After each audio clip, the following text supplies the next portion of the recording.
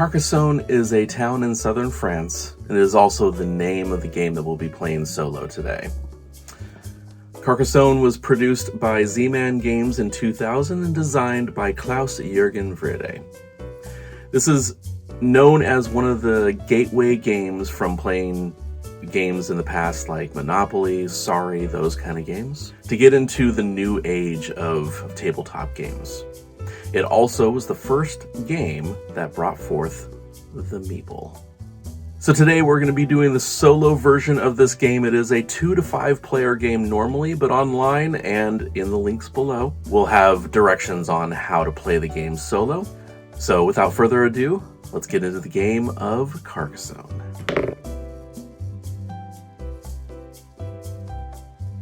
Welcome to the historic town of Carcassonne. For the one-player version of this game, it's played very similar to the multiplayer version. However, for one player, you will be playing with 3 different colors. Each color is a different player, so I chose blue, red, and green.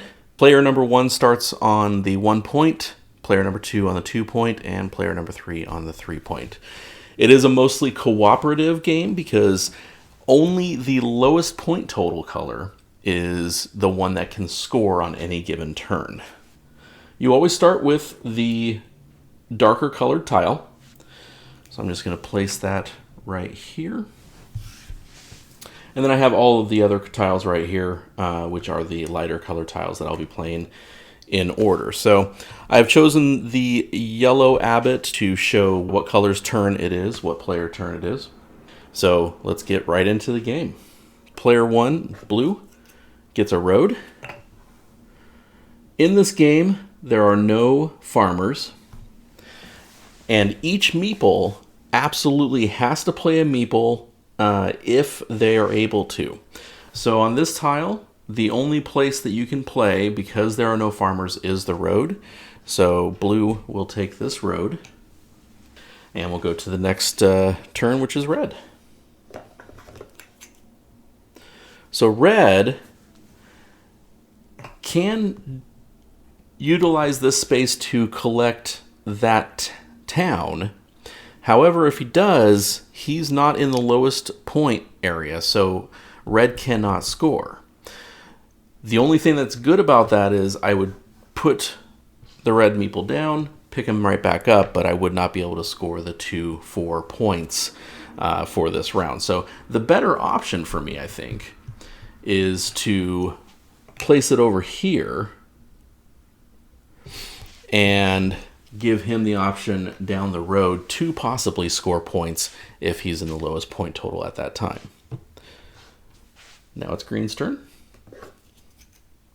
Green gets another road. So what I can do with this, so green does not have to choose a meeple to play, is I can extend this road that blue has.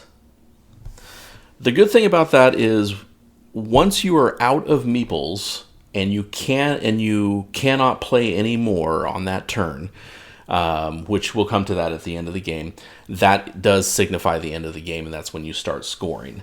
We'll get to that in a little bit when we're done playing, and we'll just continue on with player number 1. So player number 1 got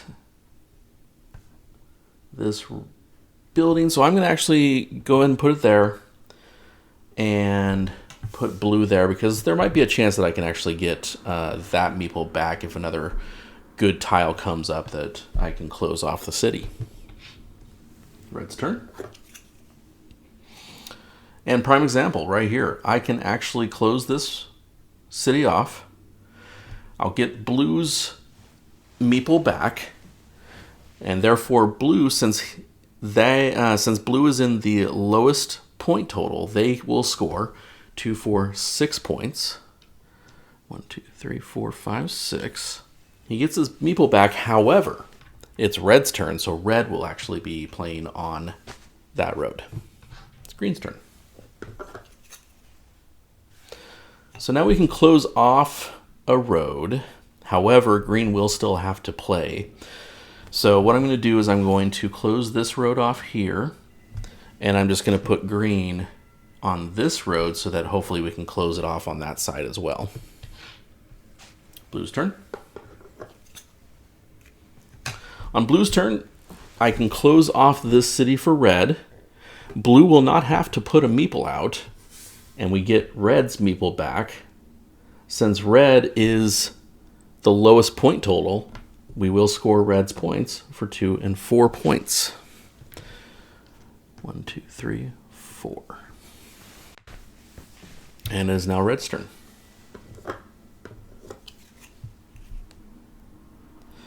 So this one, the only thing it looks like I can do is put it right here for a road. Unfortunately, red does have to play a meeple.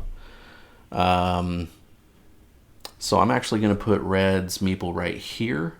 The reason being is right now green is the lowest point total, so red won't be able to score until green gets above 6 points. Green's turn.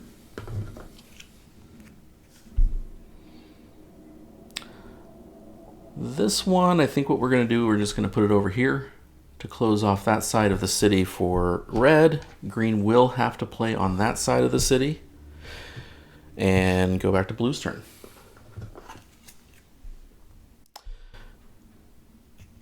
So with the monasteries, those are tough. Because obviously the goal is to not play as many meeples as you can to elongate the game. Monasteries are horrible because you do have to play a meeple. And of course you won't get that meeple back until you are able to surround the monastery with 8 other tiles. So I'll put it there because it already has 3 around it. Hopefully we can get that one back in time for blue to score down the road. Red's turn. This one's a good one because we can get some points for green by putting this here. That helps out the monastery. Red will still have to put a meeple out, but green gets 2 points for the road. But red will have to take this road because that's the only other spot that can be played on that tile. Because this red already has the other road. Green's turn. This one is interesting. I think I'll put it over here with green's town. And since that town is already taken, there's no other spots that can be taken. Green does not have to put out another meeple. Blue's turn, get another road. We're going to put this road and just elongate his road. Since he already has that road, I don't have to put out another meeple, and we can move to red's turn. I guess I'm just going to... I could keep going this way, so I'll keep that road going. Red will have to put his last meeple out on that city, so that's getting closer to the end of the game already unless we can get some scoring for green and some reds back. Green's turn. Not great. However, we can get a red back. So if we do this, this will get red back. We can't score with red because green is the lowest point total right now, but we do get red's meeple back. Green will still have to take this side of the tile because that's the only place that can be played. Blue's turn. Blue does have a couple meeples. So what we're going to do, this is going to have to move a little back because it's coming out this direction. We're going to do this so that it gives more chance for green to score. I'll put blue on the road going this way. And I think what I'm going to do is I'm just going to move this down here. And it is red turn. We have another road.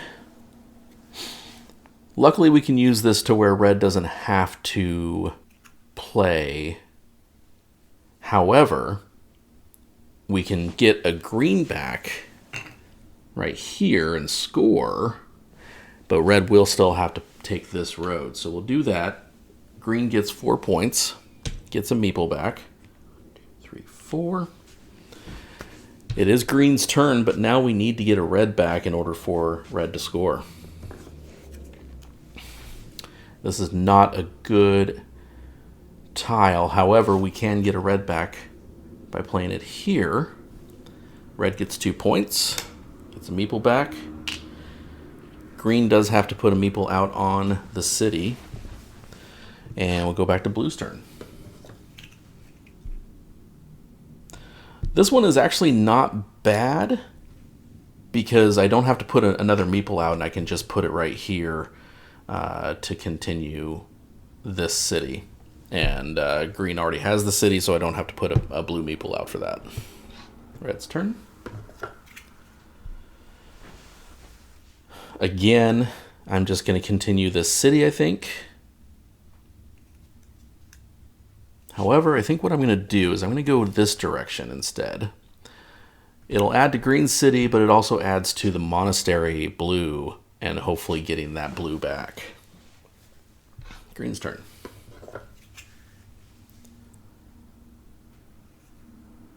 We can extend both here. So we can extend green city and blue's road, and green will not have to put a meeple out for that. So we'll do that. That way we can keep going. Blue's turn. Road. This is actually decent because I can extend a road that's already there. That way blue does not have to play a meeple. So I'm going to extend it this way because if I put it here, there's not as many tiles that can be played there with a road leading in from both sides. Except for a tile like that. But we're not going to bank on that being a tile that comes up. This one is actually a really good piece right now. Because I can do this. Actually, I shouldn't do that because red can't score. It has to be blue. So we're going to put it over here, because that way blue can score and I can get a blue piece back. It is red's turn. Red will still have to put a meeple out. So we're going to score first. 1, 2, 3, 4. 1, 2, 3, 4. And red will just take the city. Hopefully we can get that meeple back soon. Green's turn. And I can get that city back right now. So I think that's what I'm going to do. Green will still have to play a meeple. However, we do get 4 points with red right here. 1, 2, 3, 4. And green will have to take this other city.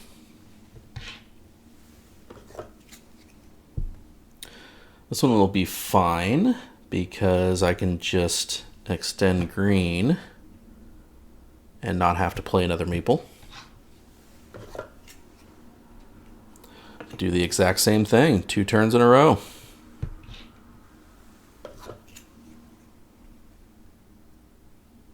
This one, I think what we're going to do is we're going to go this direction because that way we can get closer to getting that monastery finished.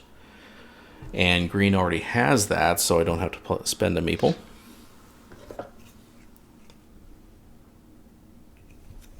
This one actually would be good because green is in the lowest point total. I can close off this city. Blue will have to play a meeple on the road. However, I do score green. So I get 2, 4, 6, 8, 10, 12, 16 points for green. So 16, 1, 2, 3, 4, 5, 6, 7, 8, 9, 10, 11, 12, 13, 14, 15, 16. So at this point, we don't want to play too many green meeples because he's so far in the lead, we won't be able to score him for a while unless we get some other things going. Red's turn.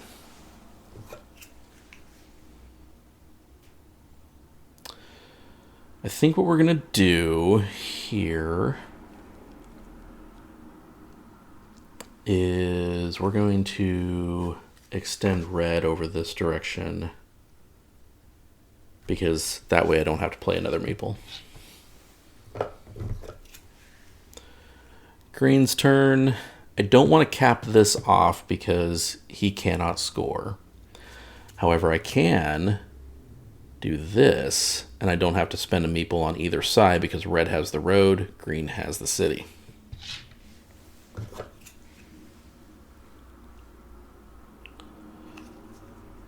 This one, not too much I can do with this, except I could close this off, but I would have to play a blue. Looks like I'm probably going to have to play a blue no matter which way I go, so I think I will do that. I'll close this off, and I do have to play a blue meeple on that road. Red's turn, another monastery. This is one of the worst things that could come up at this point because I can put it... No, actually, I can put it right here. I will play the meeple, the red meeple right there. However, blue gets scored. 9 points. You score 1 point for each surrounding tile, including the monastery. So that is 1, 2, 3, 4, 5, 6, 7, 8, 9 points. Now we need to score something for red, but red does not have any meeples left, so we have a couple rounds to go for that. Okay, we can close off something for red right here. Green will not have to play a meeple because there's no other spots. Red gets scored 2, 4, 6, 8, 10 points. And it's blue's turn, and we do need to score blue. At this point,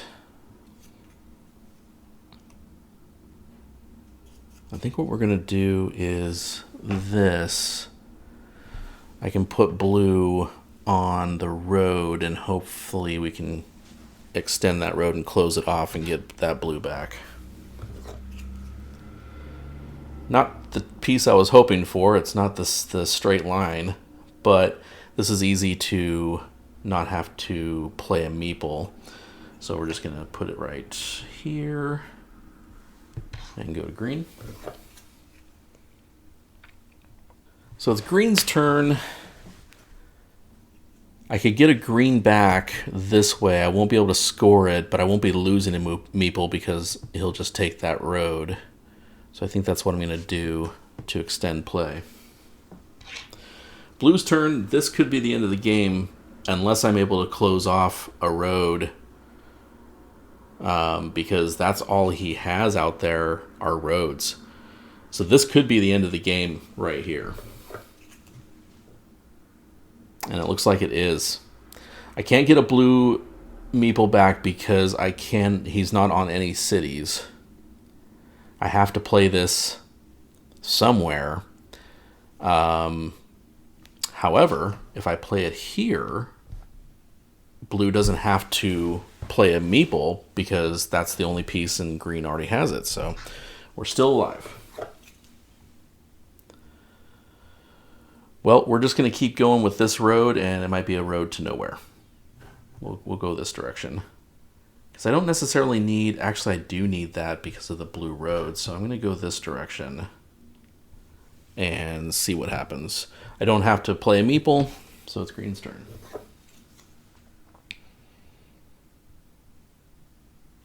This works. So I can put this right here to complete that road and score blue. So I get blue back 1, 2, 3, 4 points. Green does have to take this city, though. Back to blue. We're still alive. Well, that would have been a better piece for that, but alas, can't go back in time. Since we already have a road here for green, we're just gonna go there and call it good.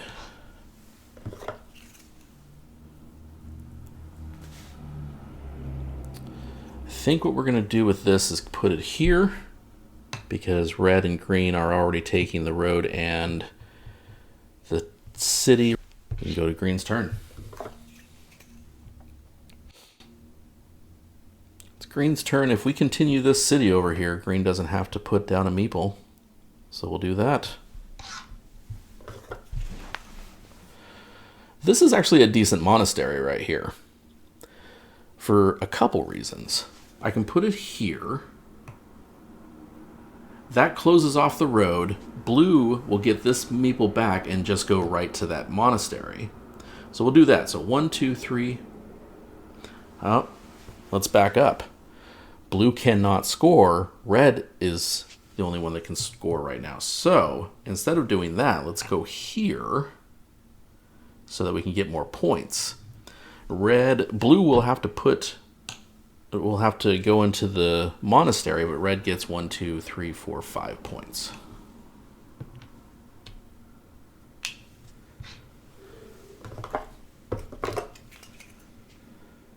Perfect. Blue is in the lowest point total spot. We can do this right here. It helps out the monastery. We get blue back, and red doesn't have to play a meeple. 1, 2, 3, 4 points. And now, green can actually score now. And of course, a monastery comes up, which is one of the worst possible times that it could come up right now. We're going to put it over here because it's already surrounded by 8 pieces. So we'll put him there and hope for the best that by the time that round comes around, we can get the green back and score. I think we're just going to keep going with the green right here. And that also helps out this monastery. And we can actually close that off and score green. Red will have to put a meeple out on this road, but we get a big score again. So 2, 4, 8, 10, 14, 18, 22 points. I think that might be 24. 2, 4, 8, 10, 18, 20, 24 points. 24 points, that is 49.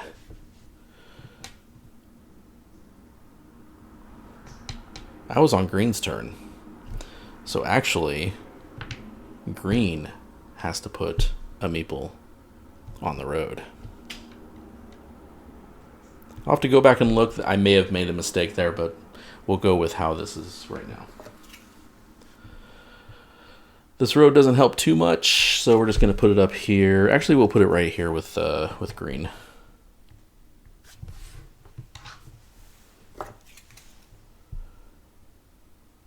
And pretty much the same thing, so we'll just put it right here. Actually, this will complete this over here. We'll just put the road down here for blue. Could be the end of the game with green right here. And it is, because we have a monastery. No, it's not. We can put it right here. We get green back. We don't get to score because green is not in the lowest point spot, but he can just move over to this monastery. Still alive for a little longer. Another road that doesn't do much of anything. We'll just continue this. Put it over here.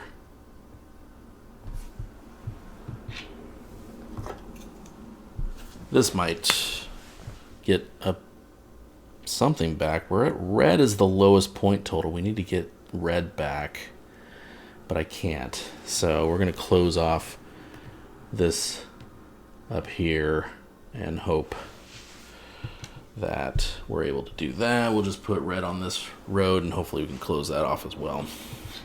This could be the end of the game with green if we don't get a green back. And it looks like that might be the case.